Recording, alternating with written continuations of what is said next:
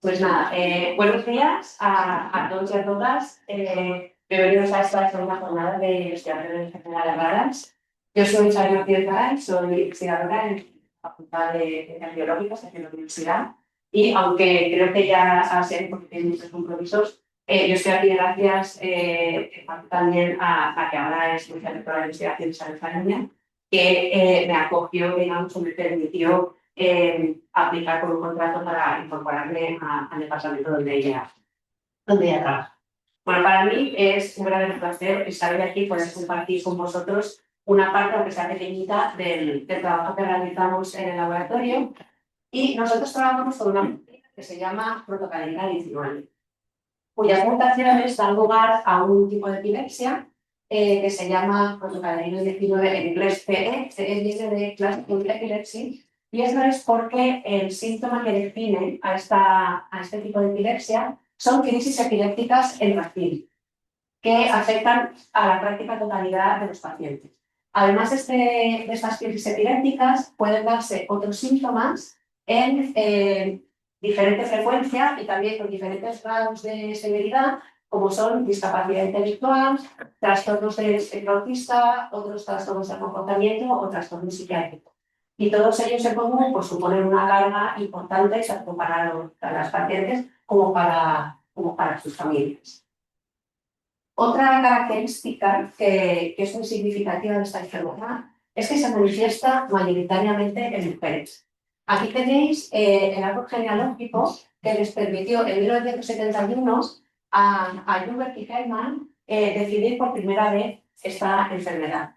Y que 37 años después, el grupo de guías y colaboradores utilizaron también para hallar la causa molecular, en concreto las mutaciones en la protocadena 19. Y si os fijáis, en este árbol, que es bastante grande, en este árbol familiar, todas las personas, todos los individuos que están afectados, que son los que están marcados en negro, son mujeres. Son mujeres y además están relacionadas entre sí a través de sus padres. Y esto nos dice dos cosas. Uno, que estas mujeres lo que tienen es una mutación en heterocigosis, y dos, que sus padres también deben contener o llevar esta mutación y sin embargo no están afectadas. Entonces, ¿cómo podemos explicar una situación tan anómala? Pues, en primer lugar, porque el gen que codifica para la proteína protocadena 19 está localizado en el cromosoma X. Y el cromosoma X, como probablemente sabéis, es uno de los cromosomas sexuales.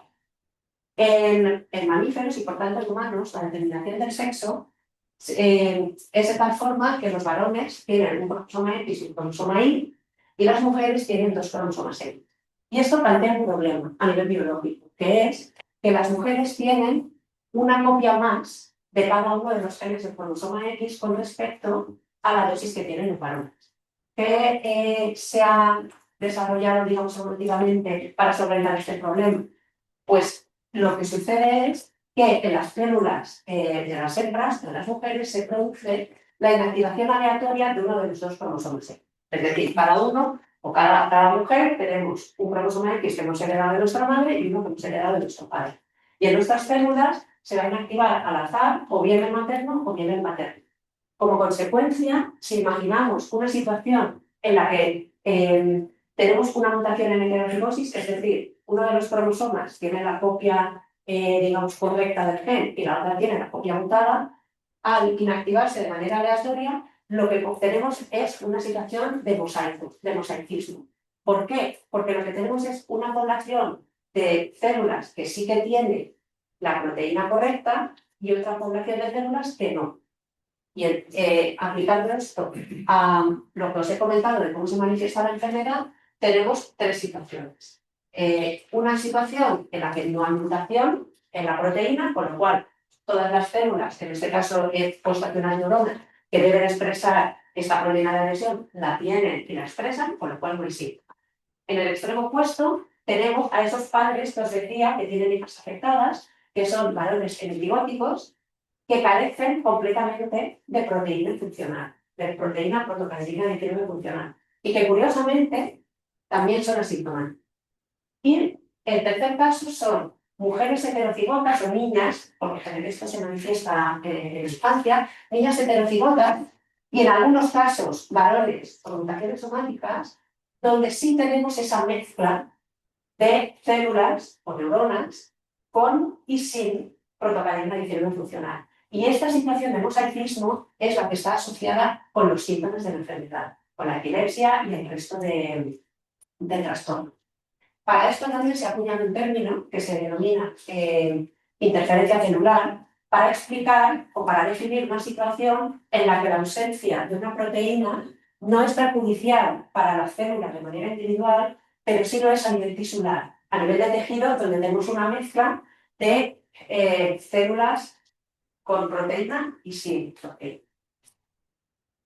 Aún así, esto tampoco es muy normal, porque uno pensaría, bueno, ¿y no es mejor tener por lo menos algunas células con la proteína en vez de no tener ninguna? Pues la mayor parte de las veces sí, pero resulta que protocarina 19 es una proteína de adhesión. Y eso significa que está en la membrana de la célula y sale hacia afuera, y en aquellos lugares donde se produce contacto entre células, interacciona con otras proteínas.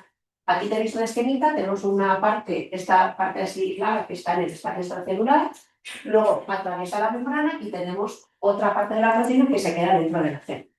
Como os decía, la parte que está fuera participa en procesos de adhesión. Se une a otras moléculas de protocarina 19, pero también de una proteína que se llama N-cadenina, que es otra proteína de adhesión, que es muy importante en el sistema nervioso.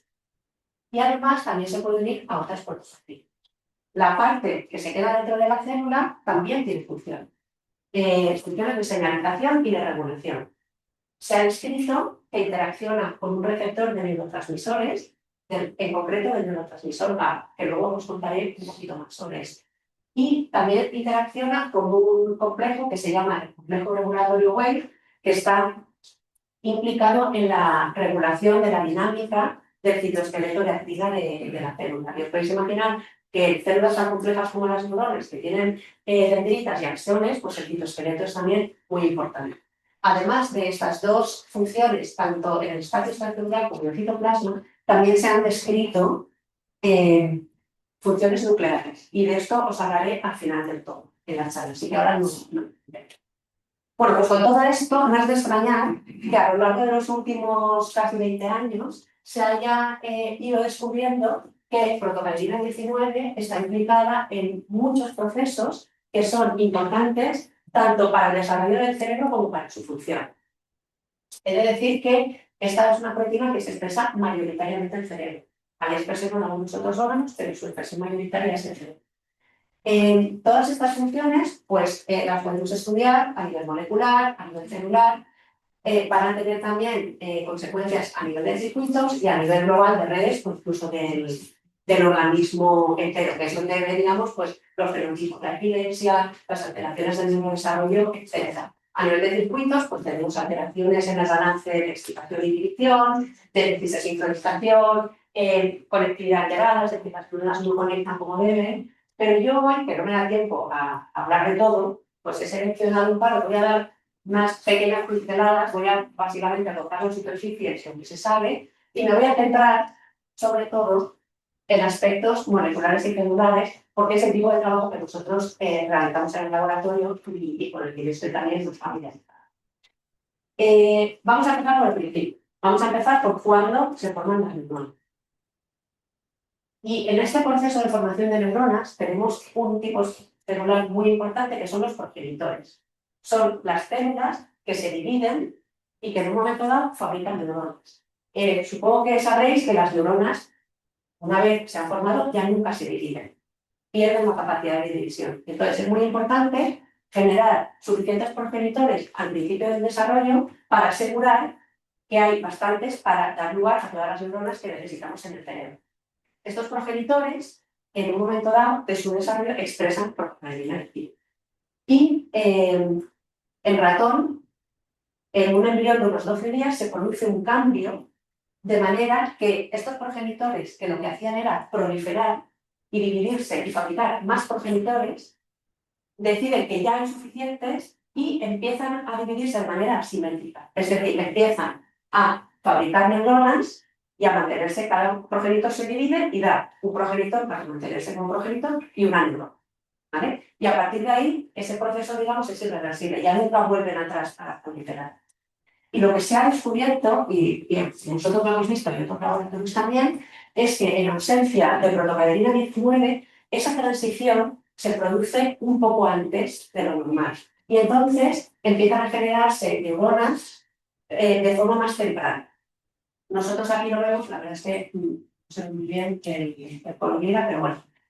Podéis creer que os digo que aquí, si os acercáis, hay unas celulitas de colorida. Nosotros lo hemos visto de varias maneras, por ejemplo, analizando un parámetro como la fracción de células que abandonan el ciclo celular y vemos que está alterado en ratones heterotipos. Nosotros hemos trabajado en ratones, otros grupos también, y también han visto fenotipos similares. Se ha visto también en pez cebra y se ha visto también con modelos de pacientes con células pluripotentes.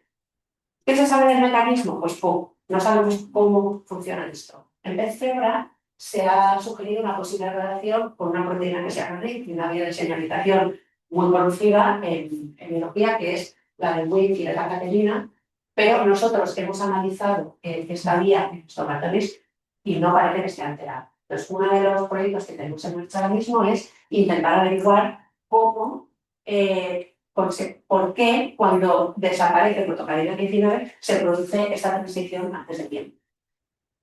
Estos progenitores de los que hablaba y que en un animal heterocigoto, como os he comentado, es un mosaico, unos progenitores expresan la proteína y otros no, sucede algo muy llamativo. Y es que el ratón, y también se ha visto en organoides hechos de células humanas, se produce una segregación. Es decir, aquellos progenitores que expresan protocaderina 19 tienden a agruparse y a separarse de los que no la expresan. Y esto sucede de la siguiente manera. Muy temprano en el desarrollo, sobre el ratón en el día embrionario 9, los progenitores empiezan a expresar protocaderina 19. En una situación de mosaico, algunos la expresan y otros no. Y si miramos 2 días después, lo que vemos es esto, que se han separado en grupos.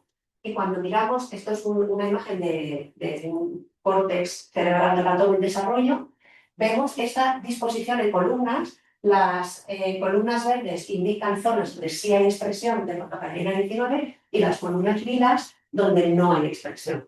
Y esto luego se mantiene.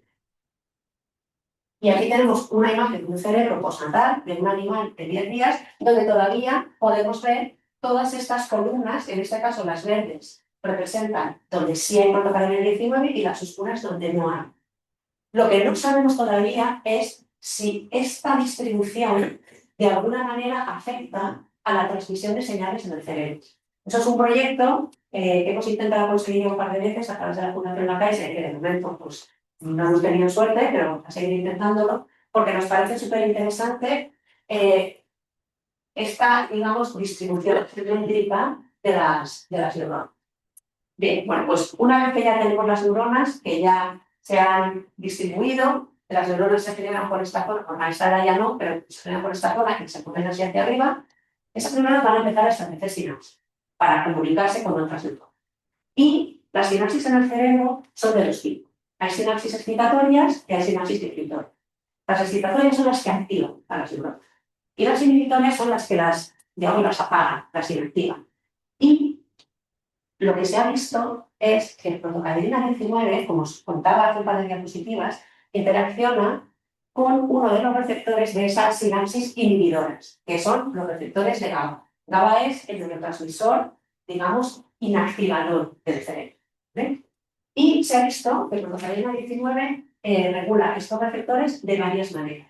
Por una parte, puede unirse físicamente a ellos y regula cuánto de este receptor está localizado en la membrana de la neurona. Es decir, cuántos receptores hay disponibles para recibir esa señal inhibidora que le van a pasar otras dos. De manera que cuando hay un descenso en la cantidad de protocaderina 19, se produce también un descenso de la cantidad de receptores en la membrana. Pero además, no solamente es que haya menos, sino que cuando tenemos menos protocaderina 19, estos receptores funcionan un poquito diferente. Y entonces, en vez de abrirse durante más rato y permitir la entrada de muchos iones, se abren en periodos muy cortos. Por lo tanto, entran menos iones cloruro, que en este caso lo que hacen es inactivar a la neurona y, por tanto, como consecuencia de estas dos acciones, in vitro se ha visto que las neuronas con niveles reducidos de protocarina 19 presentan hiperexcitabilidad, que de alguna manera pues, tiene sentido si pensamos en un fenotipo de epilepsia donde tenemos una actividad, digamos, no controlada de las neuronas en sí. Pero además, no solamente hay una regulación de estos receptores de forma directa, sino que también se ha encontrado que protocaderina 19 puede estar relacionado con unos compuestos que se llaman neuroesteroides. ¿Qué son los neuroesteroides? Pues son esteroides endógenos que fabricamos nosotros, los sintetiza o bien el cerebro o bien las glándulas adrenales o las gónadas, y estos esteroides actúan como neuromoduladores.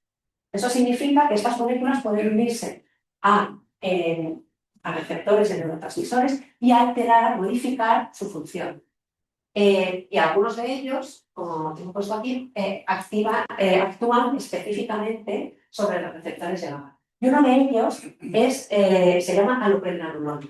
Es un esteroide endógeno y se ha descrito, ha habido dos estudios que han analizado los niveles tanto de alopregnanolona como de otros neuroesteroides en pacientes con epilepsia asociada a protocaderina 19 y se ha visto que tienen menos, que de alguna manera no se está sintetizando la cantidad normal. Esto dio lugar a un ensayo clínico con un compuesto que se llama ganaxolona, que es un compuesto sintético, si no recuerdo mal, que actúa como la alopregnanolona, como posible tratamiento, digamos, para compensar ese déficit. En este ensayo lo que se vio es que sí se producía una reducción en el número, en la frecuencia de crisis epilépticas en un periodo de 28 días, pero desgraciadamente no alcanzó significatividad estadística. Y esto es una mala noticia, porque las grandes compañías farmacéuticas, cuando ven que no hay una significatividad estadística, pues pierden un poco el interés. Cuando en este caso, pues por conversaciones que he tenido en otros congresos de gente que ha estado muy implicada en este ensayo clínico, piensan que el problema no viene del compuesto en sí, sino de cómo se diseñó el ensayo, porque tiene limitaciones. La epilepsia asociada a protocaderina tiene periodos en los que no hay crisis epiléptica, y esos periodos a veces pueden ser muy largos. Si un ensayo no se diseña teniendo en cuenta la naturaleza de la enfermedad, puede ser que esta reducción que vemos en los pacientes que recibieron placebo realmente se deba a que estaban en una fase libre de crisis epiléptica. Con lo cual, yo sé que Joseph Gates, por ejemplo, que es un científico que trabaja en Australia, está muy interesado en seguir intentando que se siga investigando en la ganaxolona como un posible tratamiento. No para curar la enfermedad, pero por lo menos para atenuar o ameliorar las crisis epilépticas. Bueno, pues con esto os he dado ya unas cuantas pinceladas y ahora me gustaría hablar de esas funciones nucleares que os comentaba al principio y que están relacionadas con la señalización intracelular del protocardia epitelio. Claro, la pregunta es, si yo tengo una proteína en las membranas, ¿cómo puede estar funcionando en el núcleo?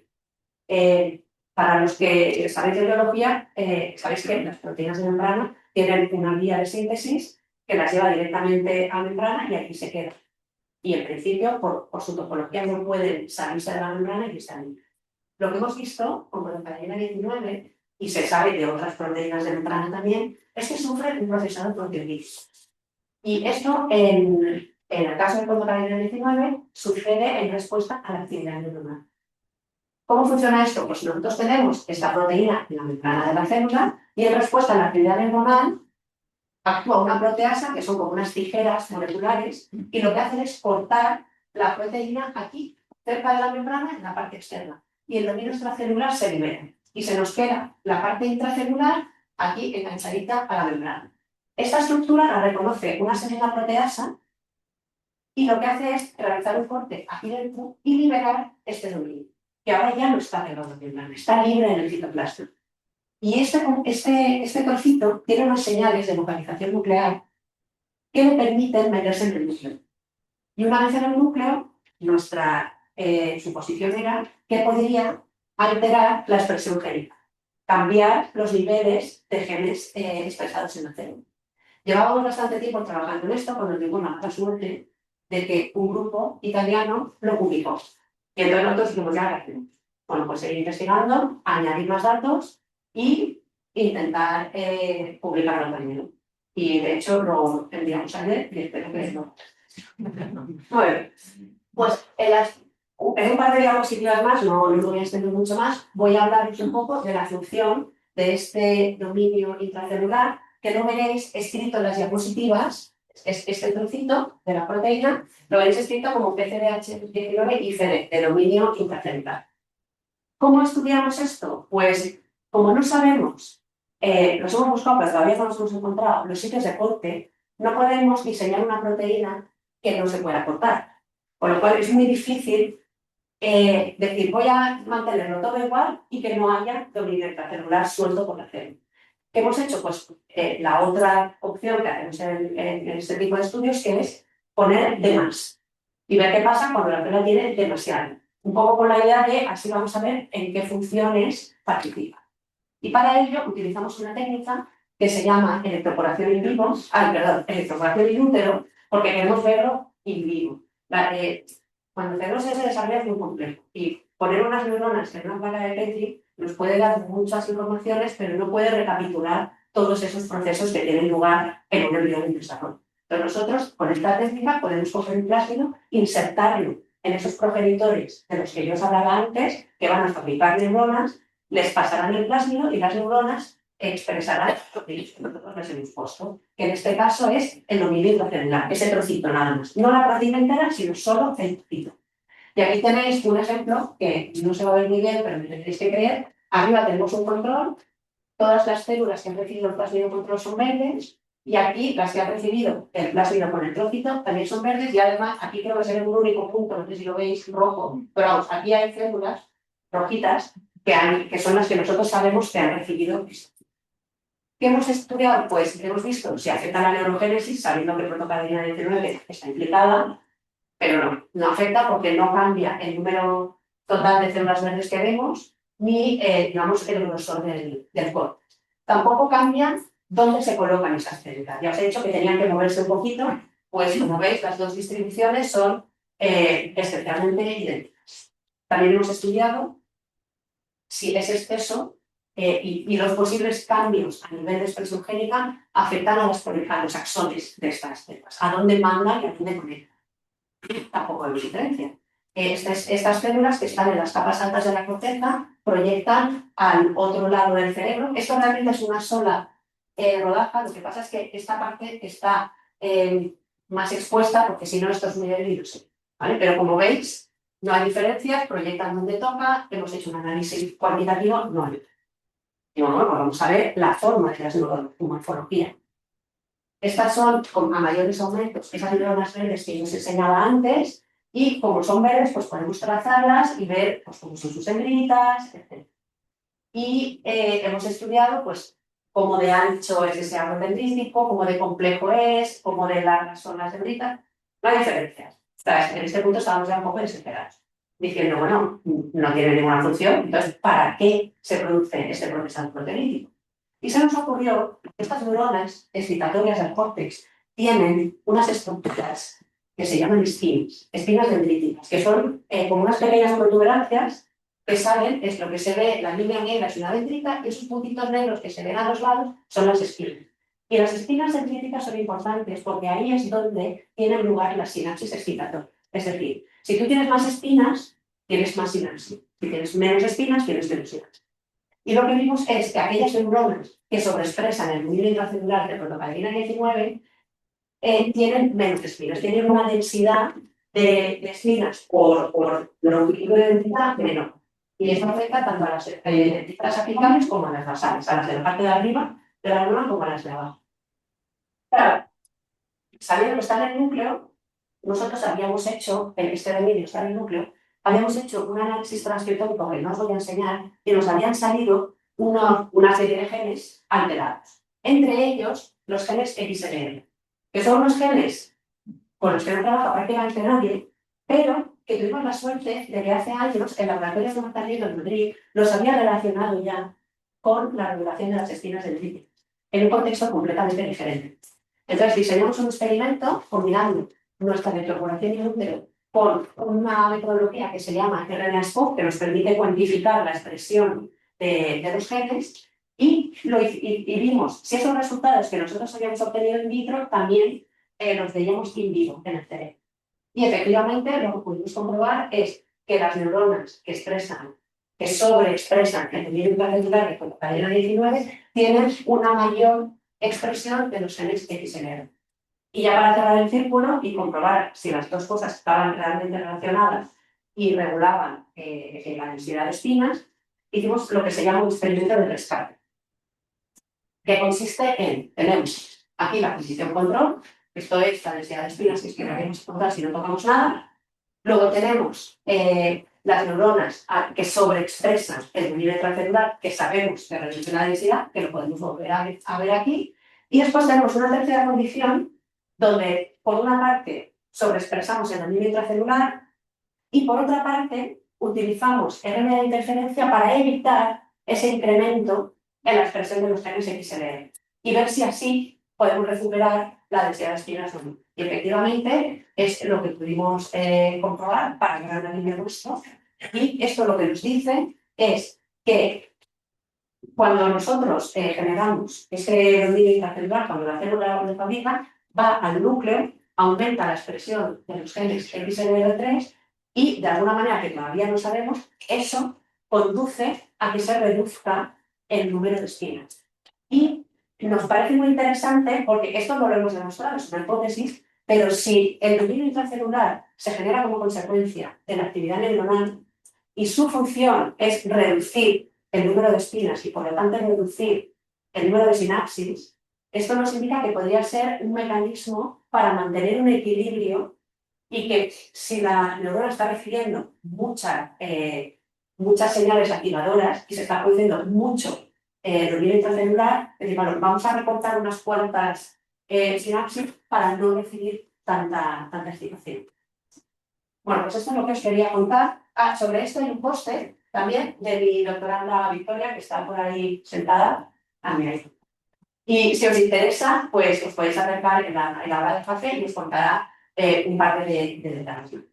Y ya para finalizar, pues solamente quería poneros las líneas de investigación que tenemos actualmente en el laboratorio. Estamos trabajando en el mecanismo de la neurogénesis, en el control de las ansiedades de espinas dendríticas, y también hay una persona trabajando con posición y función sináptica. Y también nos interesa mucho la señalización intracelular, no necesariamente en el núcleo, sino también de otros dominios que hay en la parte citoplasmática que no se conoce la función que tiene. Y nosotros en el laboratorio trabajamos fundamentalmente con ratones, modelos de ratón, y también con neuronas in vitro derivadas de células madre embrionales también de ratón. Y con esto pues intentamos analizar todas estas. Y nada, ya agradeceros a todos vuestra atención y agradecer también a la gente que ha estado implicada en el trabajo. Actualmente son Victoria y Elisabetta. Elisabetta no está aquí porque está en Madrid, aprendiendo a hacer imagen de cálculo para estudiar la sinapsis. Y ellas están trabajando muchísimo en esta hora. Y otra gente que ha estado en el laboratorio y también ha estado directamente implicada en este trabajo han sido Ian, Silvia y Cristina. Y aquí en la Universidad de Valencia también he colaborado con Cristina, con Jaime, que es un doctorando suyo. Por supuesto, otra vez agradecer a Isabel Fariñas por haberme dado la oportunidad de volver. También gente que este trabajo se empezó en la Universidad de Cádiz, antes de que yo volviera, que están implicados. Y todas las organizaciones que nos han dado dinero público para poder estar aquí y enseñar todo esto. Y muchas gracias por vuestra atención.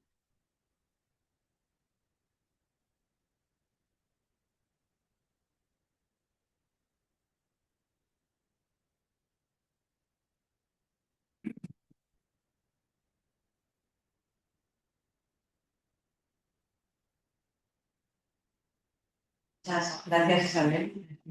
Me ha encantado. Vamos con 10 minutos de retraso, pero si alguien tiene una pregunta o dudas rápidas.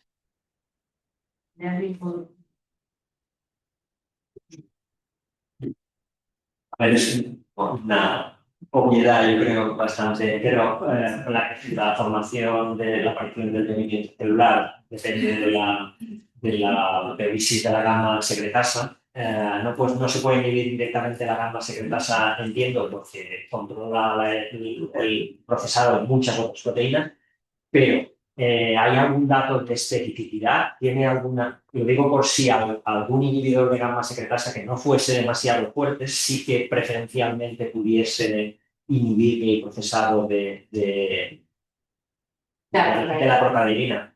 Pues, a ver, nosotros hemos hecho ensayos con DAFI, que es el inhibidor de la gamma secretasa, y sí que vemos una reducción, pero no es o sea, no desaparece completamente. Tenemos la sensación de que no es solo gamma secretasa. Puede haber más de una proteasa actuando. Luego, por ejemplo, el primer corte en neuronas de hipocampo se ha visto que es ADAM10, la metaloproteasa, y sin embargo, en nuestras neuronas en cultivo inhibimos ADAM10 y se sigue procesando. Es complejo. Lo ideal sería saber dónde corta y mutarlo, pero todavía no lo hemos conseguido. Vale, pues, Bueno, muchas gracias por la invitación a participar en esta jornada. Yo soy Natalia Tapia y trabajo en el Instituto de Medicina de Valencia y os voy a hablar hoy del síndrome de Beck-Farber.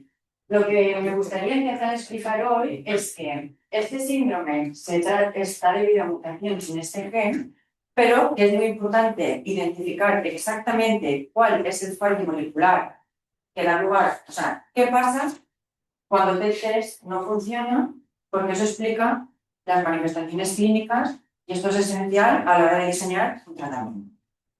Entonces, este síndrome fue descrito por primera vez en 2020, o sea que no tenemos mucha información al respecto, y de hecho solo hay 28 pacientes identificados en todo el mundo.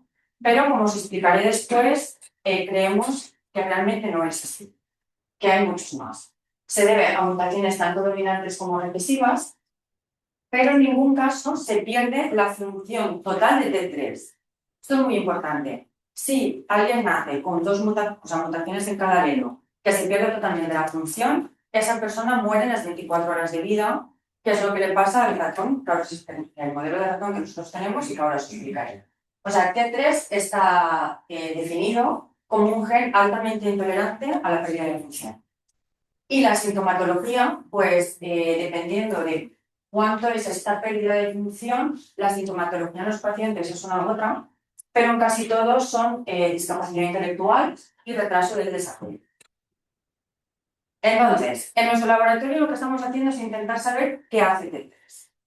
Y esto no es fácil, porque es un gen que se expresa en todos los tejidos. Entonces, ¿cómo averiguamos qué es lo que hace que ese ratón falle?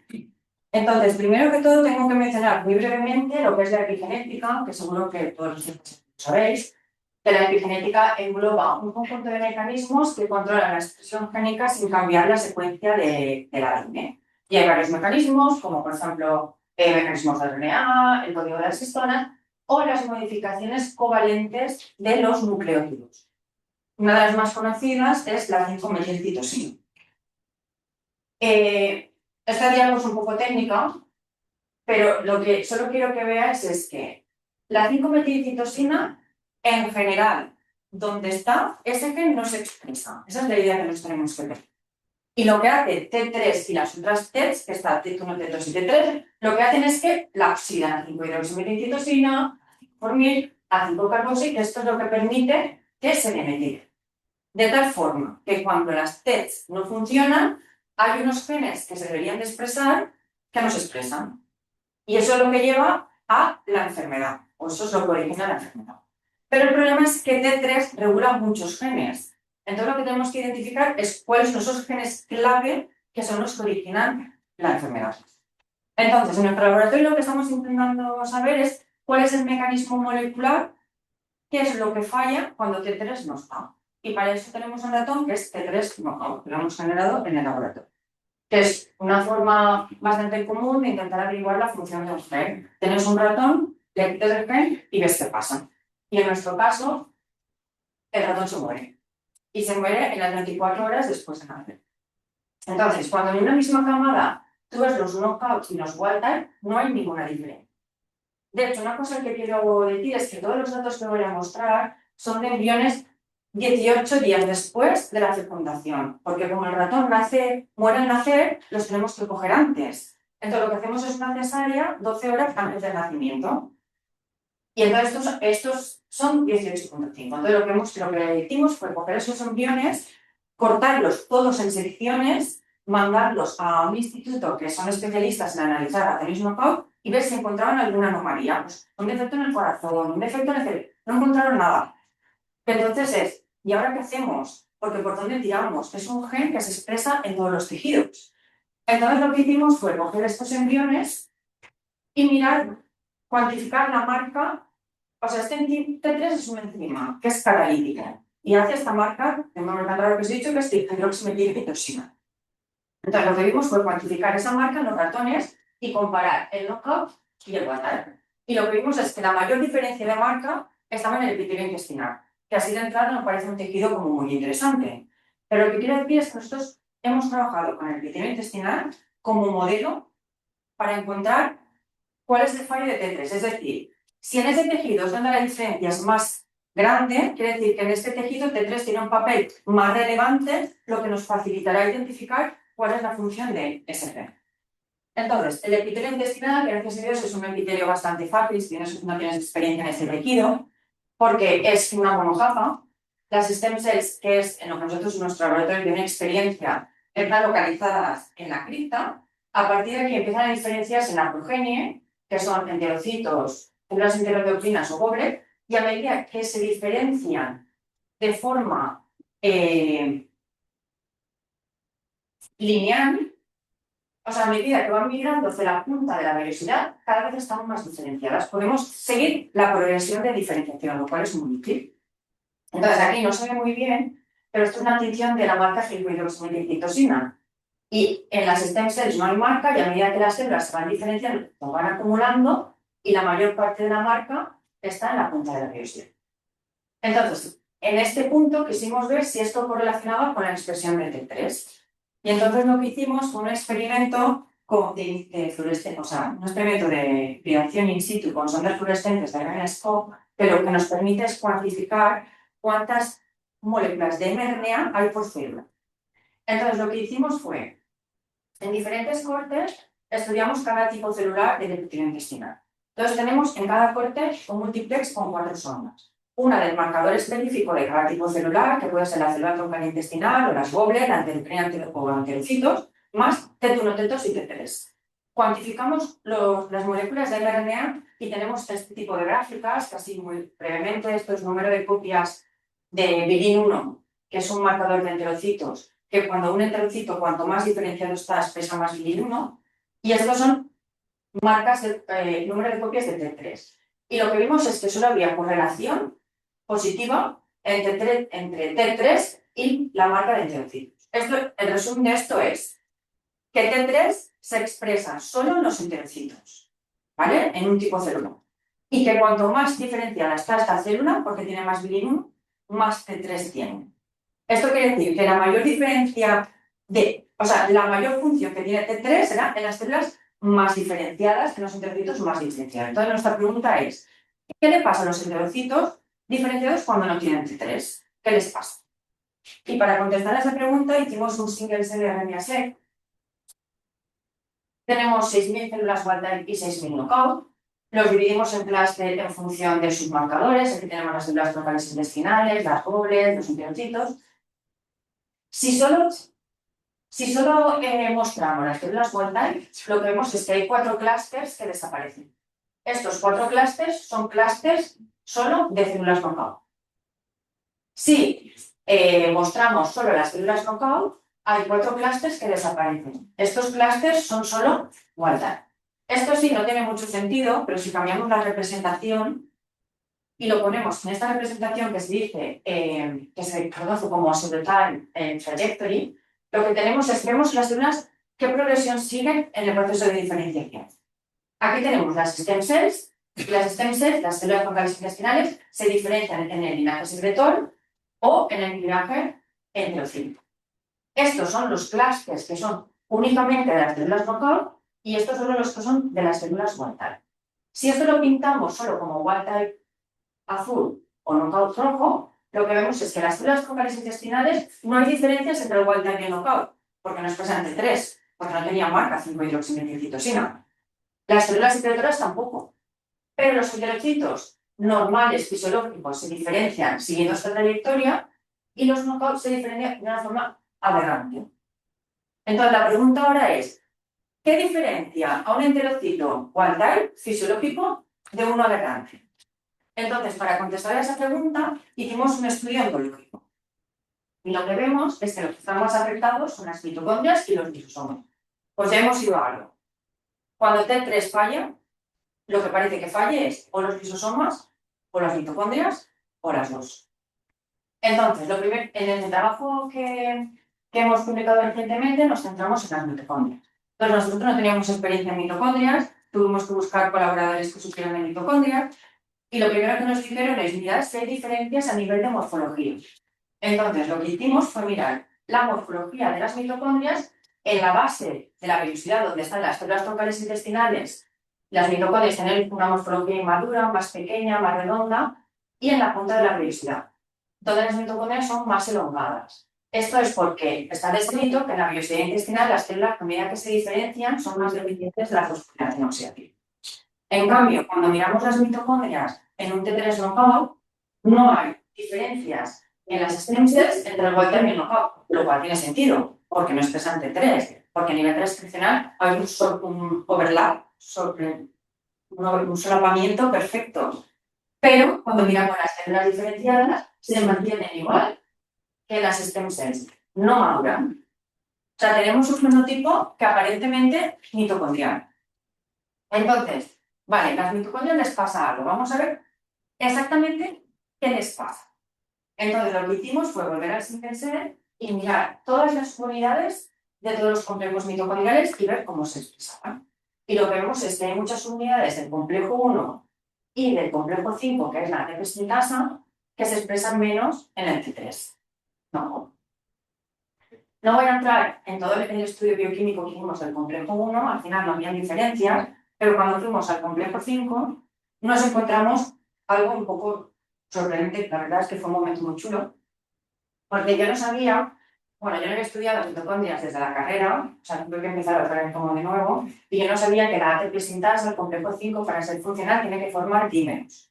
Entonces lo que vimos es que las unidades que están menor expresadas en ausencia de T3, todas mapean en el sitio donde se deben de unir los dímeros. Por si no lo visualizáis, esto es una mitocondria y las mitocondrias tienen unas crestas y la ATP sintasa está en la punta de las crestas formando los dímeros. Es lo que hace, lo que estira y hace que las crestas sean alargadas y en punta. Y esto es esencial para que la ATP sintasa sea eficiente.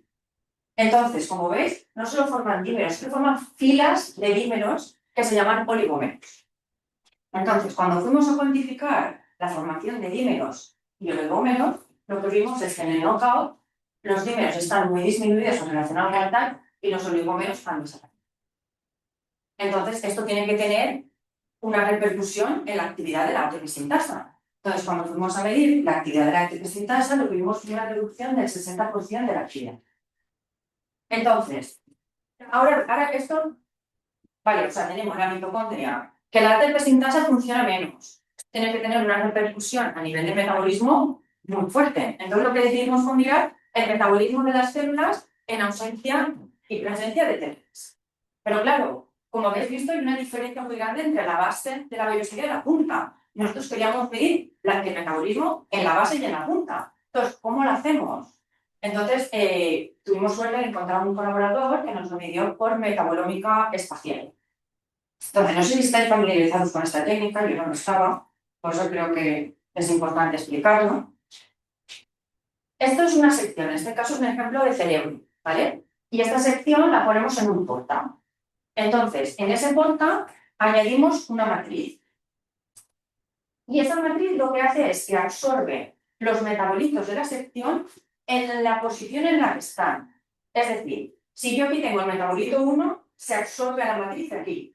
Pero si aquí tengo el metabolito 2, se absorbe y se queda en la misma posición. De tal manera que si incidimos con un láser y hacemos un agujero, el agujero libera los metabolitos de esa posición. Entonces nosotros podemos saber en cada posición qué metabolitos tenemos. Entonces, por ejemplo, en el ejemplo este que hemos hecho del cerebro, cada agujerito es una incisión, es una posición que nos permite saber qué metabolitos tenemos en cada posición. Entonces, cuando hicimos esto en nuestro intestino, esto es un corte intestinal, esto es una vellosidad, aquí tenemos la punta, la base, y esto nos permite medir los metabolitos en la punta y en la base. Esto es un resumen, el 75% de los metabolitos anotados solo presentan diferencias significativas en la punta, que es donde vemos diferencias a nivel de 5-hidroximetilcitosina, a nivel de expresión de T3 y a nivel transcripcional y a nivel de morfología mitocondrial, o sea, todo igual. Y la idea de aquí es que en ausencia de T3 hay un aumento del anabolismo, o sea, hay un aumento de la glicólisis, del pentose phosphate pathway, del hexosamine pathway, del ciclo de Krebs, está todo aumento. Entonces, vale, yo he dicho al principio que estábamos haciendo esto con intestino como a ver si este tejido, que es el que muestra las diferencias mayores de 5-hidroximetilcitosina, nos ayuda a identificar la función de T3. ¿Esto que hemos encontrado se puede extrapolar a otros tipos celulares? Pues sí, hemos encontrado los mismos resultados en fibroblastos, lo cual es muy útil porque en el setting clínico se utiliza para el diagnóstico de enfermedades mitocondriales y también lo hemos encontrado en el corazón. Y pensamos que estos resultados deben de ser extrapolables a todos los tipos celulares que expresen T3, pero esto es algo que se tiene que variar. Entonces, el modelo que tenemos actualmente, que acabamos de publicar recientemente, es que en el epitelio intestinal la oxidación fosforilativa aumenta a medida que las células se diferencian mientras van migrando por la punta de la biopsia. Bueno, los colores, si lo ves bien, es la expresión de T3 que va aumentando. En la base tenemos mitocondrias inmaduras, en la punta mitocondrias elongadas, más maduras, donde la ATP sintasa dimerita y hay un metabolismo fisiológico. En cambio, en el knockout no tenemos T3, las mitocondrias no maduran, la ATP sintasa no dimeriza y esto lleva a una alteración en la transcripción y en el metabolismo. Entonces, ¿es esta la base de la enfermedad? O sea, ¿podríamos decir que los pacientes con este síndrome tienen una deficiencia de la ATP sintasa? Algunos síntomas sí que cuadran, algunos síntomas de los pacientes de PEG-Farner cuadran con síntomas de deficiencia de ATP sintasa. Lo que pasa que aquí, como os he mostrado al principio, el mecanismo que está más negativamente definido son los lisosomas. Entonces nos hemos puesto a investigar los lisosomas. Y lo que tenemos ahora con nuestros datos preliminares es que lo que parece es que el fallo, la disfunción mitocondrial, o sea, lo que hemos encontrado es que sin T3 hay una deficiencia en el ensamblaje de la ATP sintasa, que lleva a una alteración metabólica. Y lo que pensamos es que esto es una consecuencia de una disfunción lisosomal. Pero que no todas las funciones del lisosoma están alteradas, solo unas pocas. Y esto es lo que estamos intentando ahora definir qué función exactamente es la que falla. Entonces, ahora en el laboratorio estamos centrados en determinar cuál es el fallo lisosomal que puede llevar a esta disfunción mitocondrial como base del mecanismo molecular que lleva a las manifestaciones clínicas de esta enfermedad. Entonces, cuando encontramos el fallo de la disfunción de la ATP sintasa, lo que quisimos en el laboratorio era validar estos resultados de ratón en humanos. Y entonces lo que necesitábamos era encontrar muestras de pacientes. Pero como os he dicho al principio, en todo el mundo hay descritos 28 pacientes. Entonces, encontrar muestras, pues es imposible, no es imposible, pero muy difícil. Yo lo primero que hice de forma muy naif, porque nunca había trabajado con muestras de pacientes, fue escribir a los investigadores de esos artículos y preguntarles si podíamos compartir muestra o si les interesaría probar el fallo mitocondrial en sus pacientes, pero ni siquiera me contestaron. Entonces yo cogí y empecé a mandar emails a 4 hospitales de España a ver si alguien tenía muestras o habían encontrado mutaciones en el T3 y encontramos 8 pacientes. O sea, si yo mandando 4 emails he encontrado 8 pacientes, eso quiere decir que la prevalencia es mucho más alta de lo que se puede esperar de 28 pacientes en todo.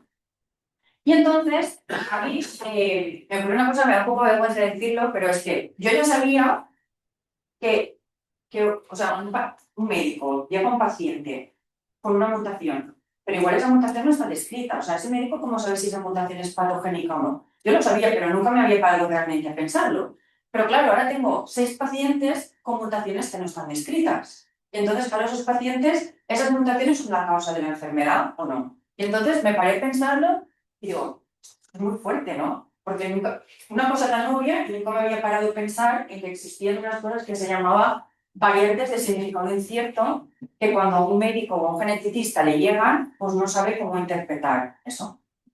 Entonces, en el laboratorio nos pusimos a pensar qué podíamos hacer para afrontar este problema con el que nos habíamos encontrado.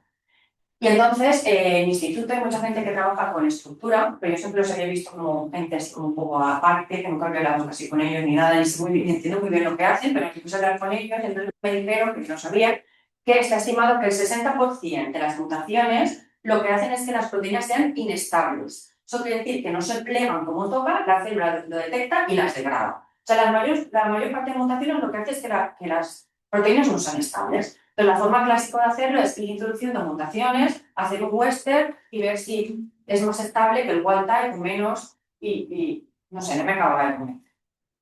Entonces, al instituto se acaba de incorporar un investigador nuevo que se llama Tony Beltrán, que publicó un Nature el 1 de octubre del año pasado, y él lo que hace es determinar la estabilidad de las proteínas de forma masiva. Todas, a tope. Él lo hace en levaduras, pero ahora nosotros me va a ayudar, vamos a hacer una colaboración para establecer ese método en mamíferos para probar mi proteína todas las mutaciones. Es decir, lo que vamos a hacer es, T3 es una proteína enorme que tiene 1700 aminoácidos, pues vamos a mutar todas las posiciones a todos los aminoácidos posibles. Por ejemplo, primer aminoácido obviamente es la metionina, pues vamos a mutar esa metionina a los 19 aminoácidos que existen. Luego, la segunda posición, a todos los aminoácidos que existen. Y él tiene un sistema que nos va a permitir validar cuáles de sus mutantes son estables y cuáles no. Como T3 tiene 1700 aminoácidos, esto nos da 34.000 mutantes. Pero con su sistema se puede hacer. La cuestión es que si en esta proteína se mantiene con 60% es estable, podremos resolver la duda de 20.000 mutaciones. Quedarán 14.000, que no lo sabremos. Pero ahí, ya cuando lleguemos a punto, ya veremos qué hacemos. Entonces, esto es un proyecto que estamos muy emocionados, que vamos a empezar en breve. Y bueno, y para finalizar, aquí son todos los colaboradores que hemos tenido para el artículo que acabamos de publicar, los colaboradores que estamos colaborando ahora para los lisosomas y Tony, que es lo que vamos a hacer para la mutación. ¿Sí? Y muchas gracias por vuestra atención.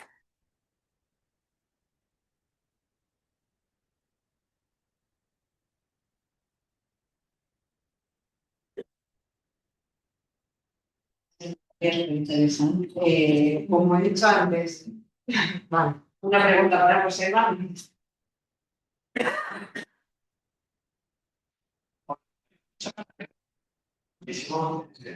Y bueno, bien.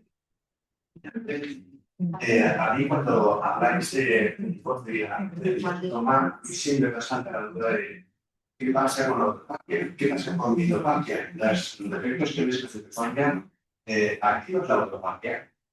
Pues, como he dicho, yo no sabía nada de mitocondrias, es como que todo me viene de nuevo y lo primero que hicimos fue hacer, bueno, una vez publicado el artículo y cuando nos sentamos con los lisosomas, lo primero que miramos fue la mitocondria por NTK, que me parece que es como lo que hace la mayoría de la gente en el campo, pero lo veo como muy pobre. Y hay un aumento de la mitocondria. Pero justamente el viernes pasado invité al IPV a dar un seminario de David Pla, que está en la Universidad de Düsseldorf, que es experto en contactos mitocondriales y lisosomales. Entonces me habló de una cosa que, por totalmente ignorante, así que hay gente del campo de mitocondria, cuando digo lo que voy a decir ahora, dirán, pero esta chica, que yo no sabía que la mitocondria puede tener, por ejemplo, fallos en el DNA mitocondrial y no se degrada la mitocondria entera, sino que va un complejo que hace un agujerito en la mitocondria, absorbe el DNA mitocondrial dañado, se lo lleva y la mitocondria se queda entera. Entonces, vamos a poner esta técnica a punto para determinar si en nuestro caso eso también pasa. Porque en mitofagia vemos un aumento, pero para lo grande que tenía que ser por el fallo que tiene de la ATP sintasa, no lo veo, no me cuadra. Bueno, buenos días. Bueno, en primer lugar, agradecer a las organizadoras por haberme invitado a participar en esta segunda jornada. Para mí es un placer porque yo soy bióloga, estudié aquí en la Facultad de Biología hace muchísimos años. Y también es un placer pues, reencontrarme con antiguas compañeras y amigas, por ejemplo, Isabel estudió conmigo la carrera cuando era una licenciatura, o sea que ya tenemos un plan. Bueno, lo que voy a contar es un poquito diferente a lo que han contado mis compañeras. Se han centrado más en genes que en la enfermedad ahora en cuestión.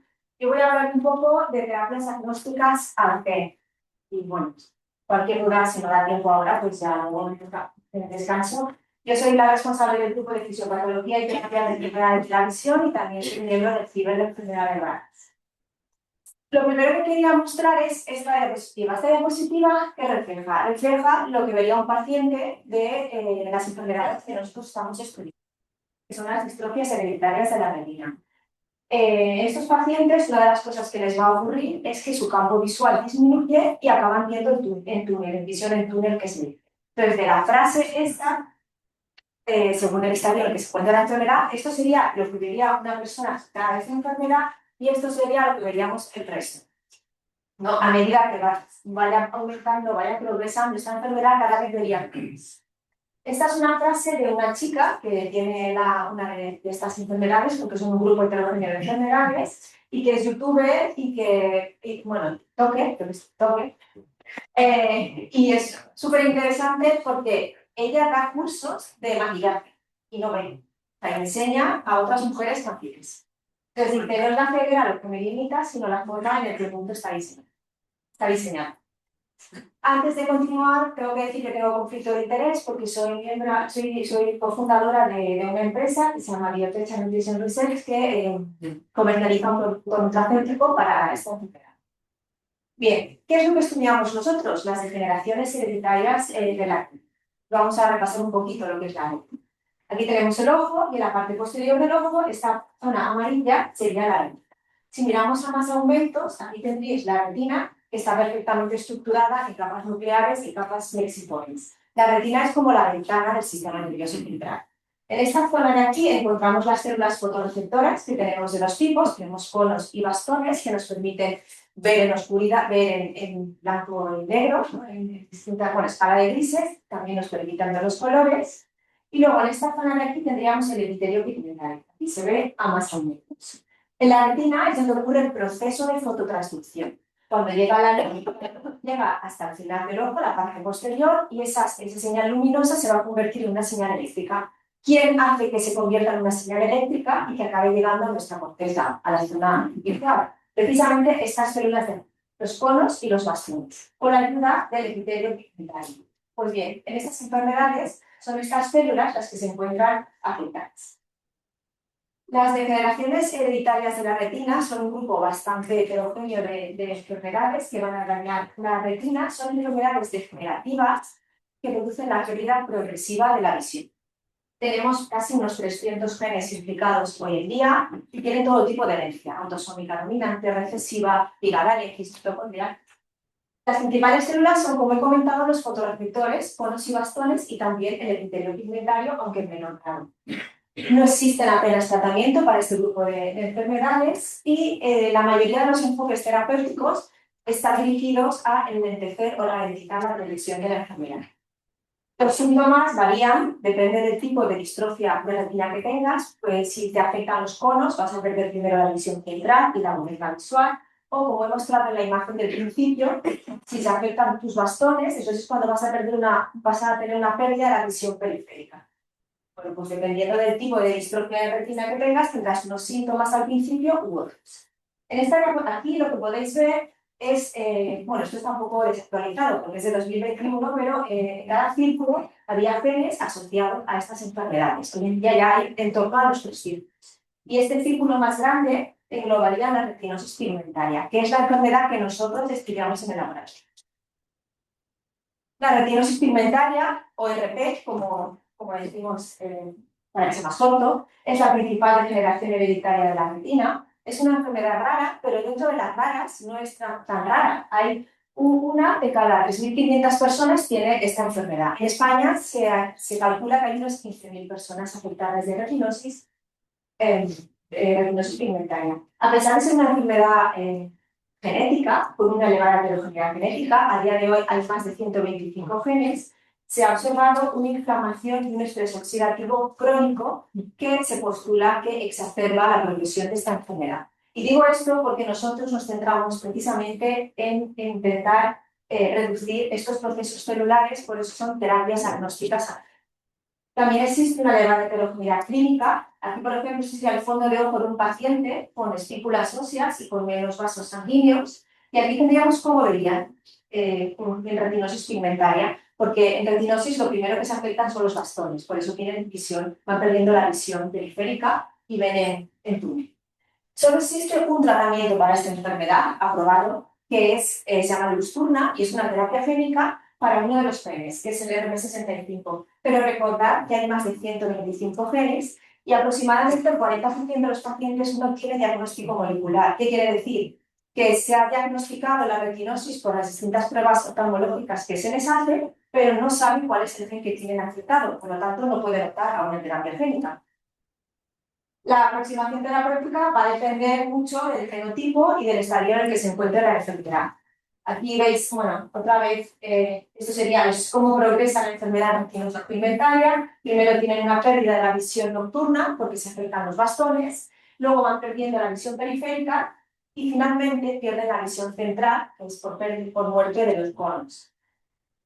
Muchas veces nos dicen los pacientes que se enteran, muchas veces pues porque conducen y llegan a una edad que ya no pueden conducir por la noche, tienen problemas de visión nocturna. O incluso cuando la enfermedad se instaura antes en niños, hay casos, por ejemplo, había una familia que tenían 2 niños mellizos que cuando se levantaba el pequeño, uno de los 2 hermanos al baño por las noches siempre se tropezaba con todo, mientras que su hermano mellizo no. Este niño tenía retinosis pigmentaria. Pensaban sus padres que es que era torpe y no era torpe, es que estaba perdiendo la visión nocturno. Bien, como he comentado, existen distintos tipos de aproximaciones. Una sería las estrategias de neuroprotección que lo que quieren es ralentizar la regeneración. Por eso he puesto aquí un caracol. Despacio es mejor que nunca. No puedo curar, pero si puedo hacer que preserves la visión 10 años, 15 o 20, pues eso que vamos a ganar. Estas terapias son las que nos centramos en nuestro grupo. La segunda estrategia sería la de curar la enfermedad. Vamos a parar la degeneración. Vamos a aplicar terapias de reemplazo con la terapia génica, la terapia celular, etc. Y luego tenemos en un estadio más avanzado, que ya no nos quedan fotoreceptores fiables, ya no quedan monos, ya no quedan bastones. Principalmente ya no quedan bastones. Vamos a hacer que lo que queda en la retina, las células que quedan en la retina, puedan. Eso pensaba bien. Hay inconectado. Sí, hay una de en el Otros que llevan por 2 veces. Espera, hemos entendido eso. No,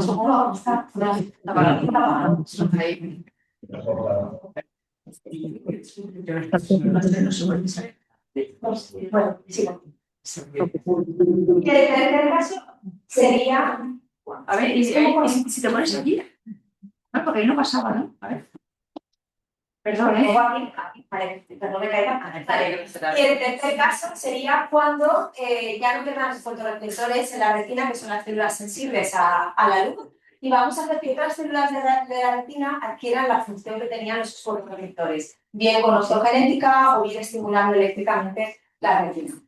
Nosotros, como he dicho, nos centramos en este tipo de estrategias. ¿Qué utilizamos en el laboratorio para trabajar? Bien, nosotros utilizamos fármacos, empleamos nutracéuticos, que son nutrientes con ciertas propiedades beneficiosas para la salud. Utilizamos RNAs de interferencia y sistemas de liberación de fármacos. ¿Dónde evaluamos todo esto? Esto lo evaluamos en cultivos celulares, tanto de células de retina como de microglía. Trabajamos mucho con microglías, que son los macrófagos del sistema nervioso central. Utilizamos cultivos organotípicos de retina porcina, cogemos ojos del cerdo, del matadero, y sacamos la retina, cultivamos esa retina y ahí hacemos nuestros experimentos. Trabajamos con modelos murinos de retinosis pigmentaria, principalmente trabajamos con un modelo que tiene una mutación en uno de esos 125 genes, la fosfodiesterasa 6, que es una de las enzimas implicada en ese proceso de fototransducción, de convertir la luz en una señal eléctrica. Bueno, y hoy porque es una jornada de raras, pero también trabajamos con modelos de retinopatía diabética, que son enfermedades más prevalentes. Y luego tenemos la suerte de trabajar mucho con pacientes con retinosis pigmentaria. En particular trabajamos mucho con retina Comunidad Valenciana, que son los que están afectados de retinosis pigmentaria en la Comunidad Valenciana. Y ellos pues han participado en estudios donándonos muestras biológicas de sangre, de un acuoso y también en un ensayo que realizamos hace unos años con una suplementación nutricional. ¿Qué hacemos una vez en estos modelos y con lo que recogemos, las muestras que recogemos de estos modelos o de los estudios que realizamos en pacientes? Pues analizamos muchísimo, hacemos muchísima histología de la retina, sobre todo en las retinas de cerdo y bueno, sobre todo no, en las retinas de cerdo y en las retinas de ratón, pues las personas no lo hacemos, claro. Hacemos ELISAs, ensayos enzimáticos, multiplex, bueno, ensayos de proteómica, analizamos también la expresión génica con PCR cuantitativas en tiempo real, etcétera. Y luego una cosa que es muy importante para nosotros es poder hacer un análisis de la función visual. Es decir, colaboramos mucho con los hospitales, con los oftalmólogos, especialmente con el Hospital de Manises, porque antes colaborábamos en la FEC. Y a estos pacientes pues, se les hacen pruebas para ver si ven o no mejor. Y luego también nosotros en el laboratorio disponemos de equipamiento para evaluar la función visual que tienen los ratones. Tenemos equipo para hacer MRG, tenemos retinógrafos para hacer el fondo de ojo, pruebas de aversión natural a la luz, etc. Nuestro modelo de estudio principal para la retinosis es este modelo, el ratón RD10, que tiene una mutación, como he dicho, en la fosfodiesterasa 6, y esto sería cómo progresa la enfermedad a nivel histológico en un ratón. Lo que hay que darse cuenta es que la retina está estructurada en capas nucleares y capas plexigénicas. Cuando se mira aquí un corte histológico, en un corte de retina, estas son las tres capas nucleares que hay. La capa nuclear externa es la capa de fotorreceptores, la capa esta interna son las bipolares y estas serían las ganglionares. Pues esta capa de fotorreceptores, que en inglés es ONL, agotado, es lo que va perdiéndose. Se ve, esto es la edad postnatal, la edad 17, este es el RD10 y este es el control. Vamos viendo cómo esta capa cada vez se va adelgazando más. Pues esto es una de las cosas que nosotros utilizamos para ver si nuestro tratamiento es capaz de prevenir esta reducción de núcleos de células fotorreceptoras. Es decir, evitamos que se mueran.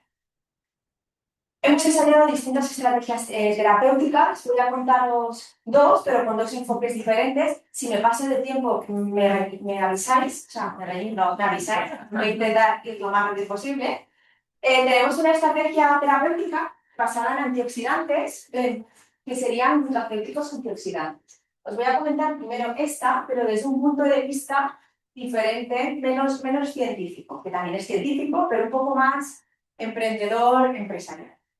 Estos nutracéuticos antioxidantes se administraron en el ratón RD10 de forma oral y también se hizo un estudio de 2 años en pacientes con retinosis pigmentaria.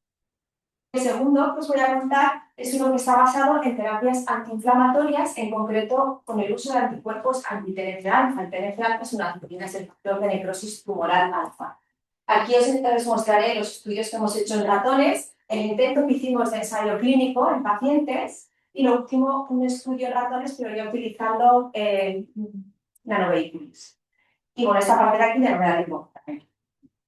Bien, la primera parte va a ser los nutracéuticos antioxidantes. Al principio he dicho que la retinosis pigmentaria es una enfermedad de origen genético, pero que tenemos inflamación y estrés oxidativo, y esto está cronificado durante toda la progresión de la enfermedad.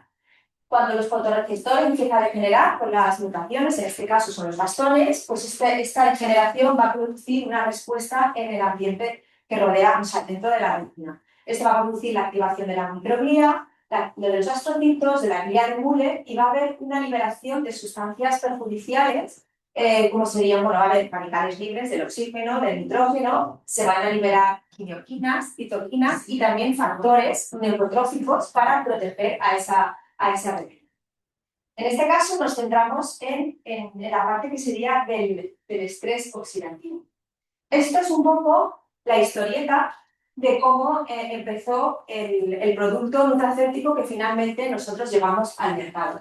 En el año 2010 me incorporé al Hospital La Fe, al Instituto de Investigación Sanitaria La Fe, en el grupo del doctor José María Millán, que era un grupo de genética especialista en distrofias degeneraciones hereditarias de la retina. Y iba asociado a un proyecto de Carlos III, un contrato de Carlos III, y lo primero que hicimos fue analizar muestras de pacientes en humor acuoso, que es un líquido que hay por detrás de la córnea, en humor acuoso y en muestras de sangre de pacientes y de controles, analizamos si había algún tipo de marcadores que indicasen que había estrés oxidativo. El estrés oxidativo es un desequilibrio entre las especies, o sea, es un desequilibrio entre tu sistema endógeno antioxidante, que te protege del daño oxidativo, y los radicales libres que se están formando. Tiene que haber un equilibrio. Cuando ese equilibrio se rompe, es cuando se genera el estrés oxidativo. Entonces, lo que hicimos fue medir marcadores antioxidantes y marcadores de daño oxidativo en esas muestras. Y también lo hicimos en los ratones. Vimos que había una menor respuesta antioxidante en los pacientes y también en los ratones RP10. Y además, cuando cogimos esa población de estudio, esos pacientes, algunos tomaban suplementos nutricionales. Entonces vimos que tenían mejor defensa antioxidante, unos marcadores antioxidantes más elevados, eso se les relacionaba con una mejor función visual. Esto lo publicamos, aquí está el artículo, en 2013, y entonces pensamos, bueno, ¿y si suplementamos con nutracéuticos que sean sustancias con propiedades antioxidantes? ¿Eso puede beneficiar al paciente o al modelo animal en concreto? Y bueno, me puse a hablar, hablé con el doctor José Miguel Soriano, que está aquí en la universidad, en la Facultad de Farmacia, y le dije que ya lo conocía porque era miembro de la unidad mixta que teníamos en la FE. Dije, mira, esto es lo que hay en el mercado de nutracéuticos, mira a ver qué combinación podríamos hacer que fuera de sustancias antioxidantes y poder ver si se lo podemos dar a los pacientes y a los ratones. Se hizo el producto, que le llamamos NutraRed, y lo administramos oralmente a los ratones. Observamos que mejoraba había una mejoría en la función visual de estos ratones, bajaba el estrés oxidativo y también bajaba la inflamación, porque el estrés oxidativo y la inflamación están muy relacionados. Sí. Esto también se publicó y lo más relevante para nosotros fue el poder realizar un estudio en pacientes. Aunque aquí parece, a lo mejor aquí parece que esto es fácil, esto llevó muchos años para poder conseguir realizar este estudio. No es un ensayo clínico al uso, o sea, no tuvimos que pedir autorización a la Agencia Española del Medicamento, porque es un nutracéutico, no era un fármaco, pero bueno, llevó bastante reclutamiento, ponerte de acuerdo con los clínicos, pero bueno, finalmente con los pacientes, la adherencia al tratamiento cuesta, porque no es que van al hospital y les pinchan algo, sino que ellos tienen que tomarse en su casa las cápsulas todos los días.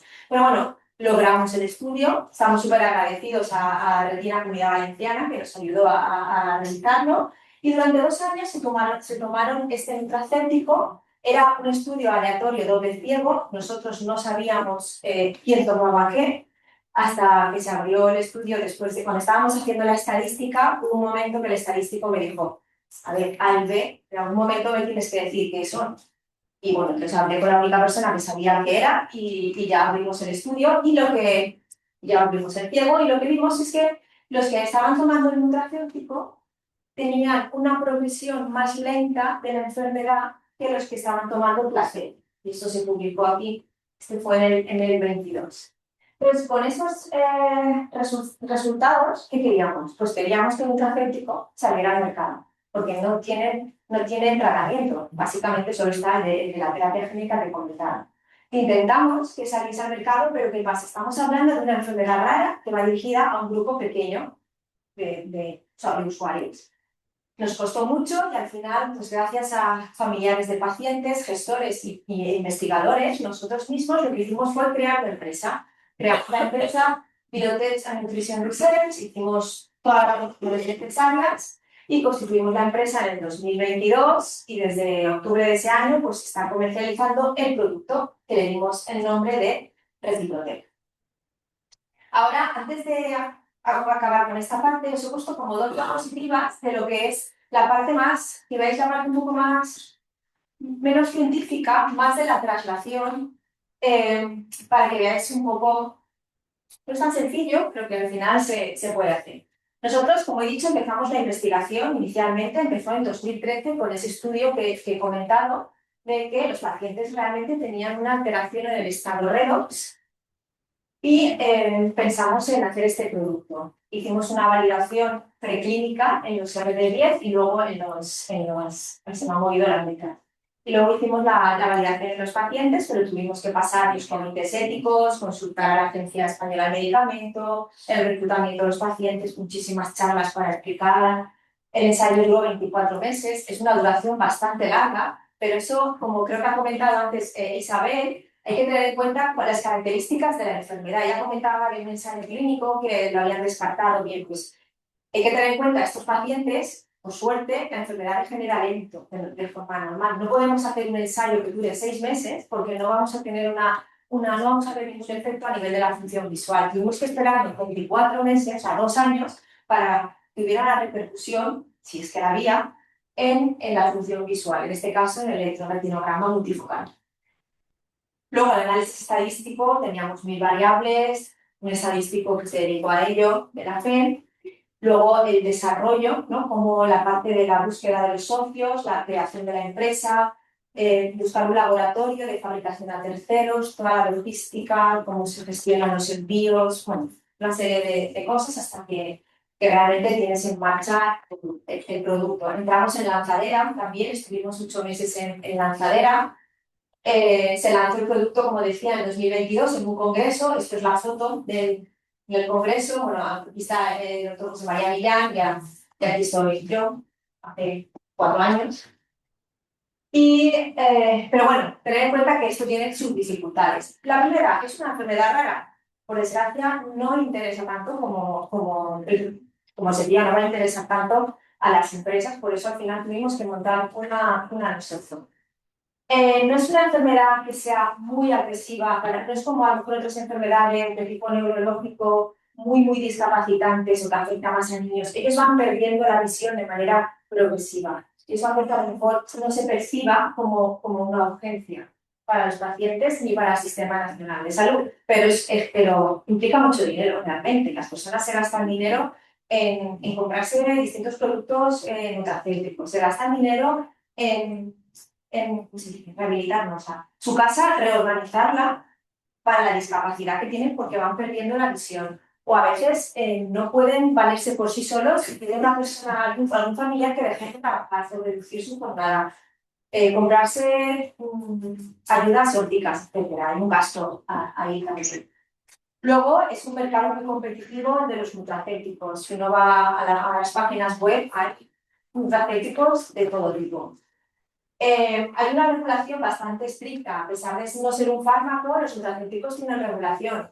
Tienes que estar siempre dentro de unas dosis tolerables y depende de a qué país quieras venderlo, tiene unas dosis que pueden ser diferentes y tienes que pagar tasas por cada país en el que entras. Es muy importante tener la confianza del paciente y la confianza de los médicos. Hemos dado muchísimas charlas a varias asociaciones españolas de retinosis pigmentaria, a varios hospitales. Con los pacientes estamos un montón de charlas, no solo de esto, sino de otros. Es para que veáis que es muy importante que aunque estemos en el laboratorio, aunque esto sea un producto, lo digo también por otros estudios que hacemos, es muy importante estar en contacto con el paciente y contarle lo que hacemos, qué es lo que necesitan, ¿no? Porque eso siempre es bueno, la colaboración. Y bueno, lo del acceso al extranjero es un poco complicado. Claro, si alguno quiere emprender, es identificar bien el problema, reconocer cuál es la necesidad real. Tienes que construir confianza en lo que estás haciendo, tienes que apoyar unas bases científicas, tienes que divulgarlo, te tienes que diferenciar del resto. Muy importante, tienes que proteger tu producto. Tienes que divulgar, pero primero tienes que proteger tu producto. Si tú divulgas sin protegerlo, ya no lo has protegido. O sea, ¿qué quiere decir? Yo tengo una idea, tengo un producto en marcha, no lo puedo publicar, no lo puedo poner en un TFG, ni en un TFM, ni en un póster de un congreso. ¿Vale? Eso lo digo a los que seáis futuros investigadores, porque eso nos ha pasado. Y luego es muy importante tener un equipo cualificado. Cada uno sabe lo que sabe. Nosotros soy bióloga, tengo biotecnólogos en el laboratorio, técnicos, pero luego necesitas rodearte siempre de gente especialista en su tema. Y ya me paso a la segunda parte, que es el otro aspecto, que es más científico, cómo voy. regular, vale. Que sería, pero empezó tarde, sí. Que sería la inflamación. Estos pacientes presentan, y también los modelos animales presentan una inflamación crónica en el que es muy importante la activación de la microglía. Normalmente esto es la retina, la microglía se localiza aquí, la microglía quiescente, y cuando se detecta daño porque se están muriendo estas células, la microglía migra, fagocita, libera citoquinas, quimioquinas para atraer otras células, y bueno, al final estas células se mueren, células fotoreceptoras. Nosotros lo que vimos es que el TNF-alfa estaba muy aumentado tanto en pacientes como en los ratones y pensamos que podría ser una buena guía terapéutica. En aquel momento había anticuerpos anti-TNF-alfa comerciales, que son estos de aquí, y nosotros utilizamos en concreto el adalimumab, que son anticuerpos que lo que hacen es bloquear la actividad del TNF-alfa porque impiden su unión al receptor, al TNFR1 o al TNFR2. Esto se utiliza para enfermedades humanas, como estas que veis aquí, pero hay que tener en cuenta que esto también tiene sus efectos secundarios, porque es un antiinflamatorio que te va a deprimir el sistema inmunitario. Por ejemplo, hay riesgo de tuberculosis. Cuando a alguien va normal le van a pinchar adalimumab, por ejemplo, tienen que ver si no tiene una tuberculosis también. Y esta es la otra historieta, el otro camino que hicimos a partir de los estudios, a partir de los datos de que había un aumento del TNF-alfa. Miramos los niveles, vimos que estaba aumentada en pacientes y en ratones esta citoquina, había criosis reactiva y activación de la microglía. Y decidimos diseñar estrategias para bloquear esa inflamación. Y aquí, vale, luego hicimos estrategias principalmente con adalimumab y luego decidimos que, vale, el adalimumab nos funcionaba, pero ahora vamos a mejorarlo. Vamos a meter el adalimumab en nanovehículos.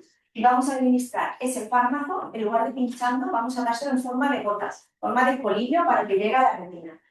Hicimos una evaluación de estas gotas y esto fue lo que protegimos. Estas nanopartículas las protegimos con una solicitud de patente prioritaria, luego internacional, y luego nos pusimos a la búsqueda de empresas que estuviesen interesadas en nuestro producto. Aún no hemos tenido suerte en eso. Y bueno, el estudio se publicó el año pasado. Así, lo más resumido que puedo voy a decir, la parte más científica, porque parece que yo soy comercial. No, hago ciencia. Lo que pasa es que estaba dando otra visión. Nosotros administramos el adalimumab pinchado intraperitonealmente, fue el primer estudio, y luego pasamos a administrarlo intravítrea, dentro del ojo. Intraperitoneal tiene efectos sistémicos. Entonces, vamos a ir solamente en la zona local del efecto, que sería la retina. Estos son los resultados de la administración intravítrea, una única administración intravítrea que analizamos cuando tienen 23 días. Aquí veis el ojo de un ratón con PBS y aquí un ratón tratado. Podéis ver cómo el grosor de la capa de células fotorreceptoras es mayor, se ha preservado. Aparte de eso, hay muchos más estudios que se hicieron y lo que veis aquí es el electroretinograma. En rojo serían ratones sin tratar y luego en verde y en azul son ratones tratados con 2 dosis de adalimumab pinchado en el ojo.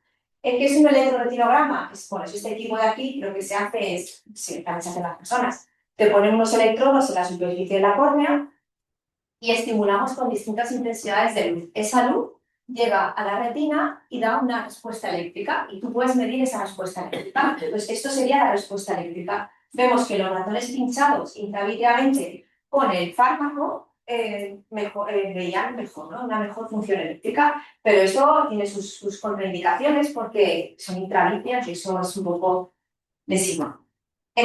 Nosotros podemos administrar los fármacos intravítreo, como he dicho,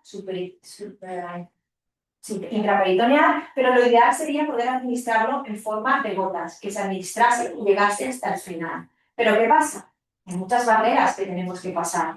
Tienen que pasar todas estas barreras hasta llegar a la retina. Y pensar que cuando os ponéis una gota, ¿qué hacéis? Parpadeáis. El 90% de lo que acabáis de instilar se va. Entonces, teníamos que buscar un sistema para poder administrar esta en forma de gotas. Y aquí fue cuando recurrimos a los sistemas de entrega de fármacos. Probamos distintos tipos de fármacos. No me puedo extender mucho en ellos. De fármacos no, donde nanopartículas. Probamos poliméricas, probamos lipídicas. Y veis aquí hay nanopartículas de origen son orgánicas, inorgánicas. Probamos estas, probamos lipídicas y probamos poliméricas. Y finalmente nos quedamos con las lipídicas, en concreto con estas que se llaman NLCs. Aquí hicimos estudios de estas nanopartículas lipídicas y me falta una diapositiva. Ay, bueno, lo hicimos en colaboración con un grupo del País Vasco, que fue quien nos fabricaba las nanopartículas, del doctor José Luis Pedra. Hicimos estudios de toxicidad en células, en la retina de cerdo, en cultivo y también en sangre. Y también estos son, tú pones las gotas en la superficie de la córnea y ves si hay acúmulos verdes aquí, que te está indicando que hay lesiones en la córnea, para ver si las gotas lesionan la córnea. Y no vimos que hubiese toxicidad. Luego hicimos estudios de distribución, cuando administrabas las gotas, cómo se distribuía por la córnea y por la retina. Aquí las gotas, las nanopartículas, iban marcadas con un fluoróforo verde, que es lo que se ve aquí o se intenta ver. Y también hicimos estudios para determinar la cantidad de fármaco, de adalimumab, que llegaba a la retina. Lo medimos con un ELISA. Luego hicimos la evaluación visual. Veíamos que los ratones que estaban con las gotas, que recibían las gotas, veían mejor porque pasaban los ratones no les gusta la luz, entonces si tú los pones en la luz se van a ir a la oscuridad. Un ratón cuando está afectado, tiene la enfermedad, va a estar mucho rato en la luz. En cambio, un ratón cuando estaba con las gotas pasaba menos tiempo en la luz y se iba a la oscuridad igual que un ratón control. Estos serían los RGs que he comentado antes, los electrocardiogramos. Y aquí podemos ver cómo los valores, la respuesta de la retina, la respuesta eléctrica de la retina a la luz era mejor cuando recibían las gotas. Estos son estudios de citometría de flujo, porque nos empezaba a ver un poco qué tipo, si había más microglías, había más macrófagos infiltrados, más linfocitos y ver cómo afectaba el tratamiento. Conclusión, el tratamiento baja las microglías y baja también los macrófagos que se infiltran. Y bueno, a nivel histológico, disminuye la gliosis reactiva, disminuye la migración de las células de la microglía, aumenta el número de fotoreceptores. Y más rápido no he podido ir, ¿eh? Y esto sería nada, agradecer a todas las personas que han participado, estos muchos años de trabajo. Aquí faltaría dos personas del grupo, que me he dado cuenta que esta foto no está actualizada, que es Ricardo Castro y Daniel Pena, que es contratado en Ciberec, luego el grupo en el que estaba anteriormente, el servicio de oftalmología, toda la gente que veis aquí, sobre todo la asociación de pacientes, el grupo de nanobiología de la Universidad del País Vasco, pues, quien ha hecho las nanopartículas, y luego aquí pues, todas las personas, todas las instituciones que nos han financiado. Y nada, muchas gracias por eso.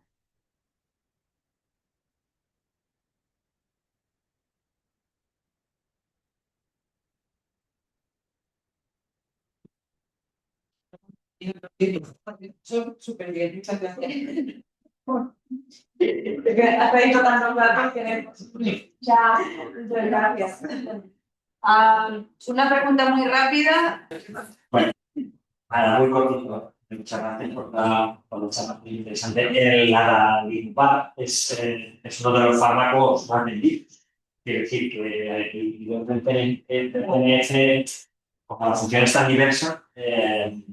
Lo que imagino que os estáis centrando es, y lo que te quería preguntar es si las nanopartículas tienen algún direccionamiento, algún targeting específico Vale. de tejido.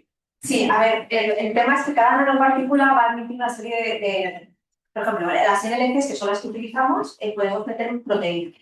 Nosotros lo que estamos haciendo ahora es utilizar LNPs, que son lipid nanoparticles cargadas con material genético para silenciar y decorar la nanopartícula para que vaya al tipo celular en el que queremos que actúe y desde dentro de la célula, porque queremos silenciar desde dentro, o sea, queremos silenciar esas citoquinas, bueno, esas y otras, en lugar de bloquear desde fuera, una vez ya se ha generado, queremos silenciar, decorando para vivir.